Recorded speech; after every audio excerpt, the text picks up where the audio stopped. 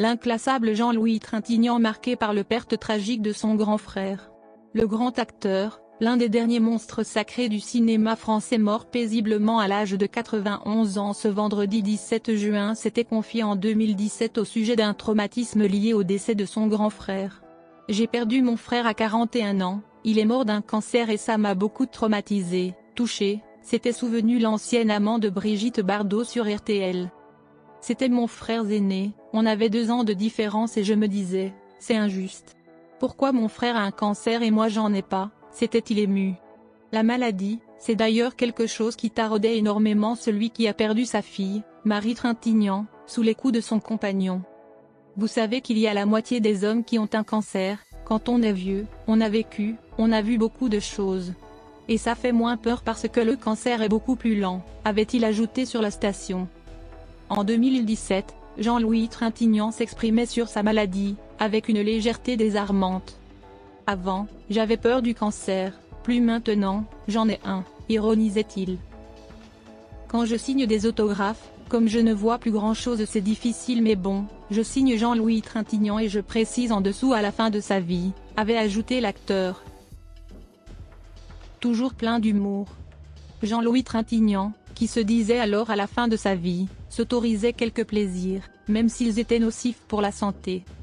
« Moi je fume encore. J'ai arrêté, mais j'ai un ami quand j'ai eu 80 ans, il m'a dit, mais à ton âge qu'est-ce que tu risques, et je fume depuis », s'était-il amusé.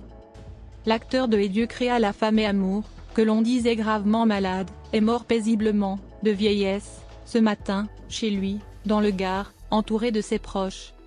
Ont indiqué son épouse et de la famille dans un communiqué adressé à l'AFP. Le président de la République Emmanuel Macron a salué vendredi la mémoire d'un formidable talent artistique qui a accompagné un peu nos vies à travers le cinéma français.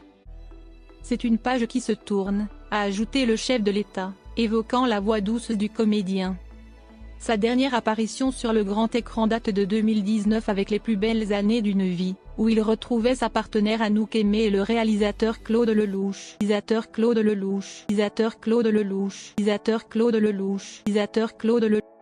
Après Belmondo, encore un frère qui paraît Je suis bouleversé, a réagi auprès de l'AFP Alain Delon, 86 ans, qui avait tourné avec lui dans Flick Story de Jacques Deray. Un flegme, une voix et un magnétisme rendent sa présence si spécifique pour des millions de spectateurs. Né le 11 décembre 1930 à Piolinc dans le Vaucluse, ce fils d'industriel a suivi à Paris les cours de comédie de Charles Dulin, avant de débuter sur les planches en 1951. C'est le film Et Dieu créa la femme, de Roger Vadim, qui le révèle de manière retentissante. Lui et Brigitte Bardot, sa partenaire de jeu.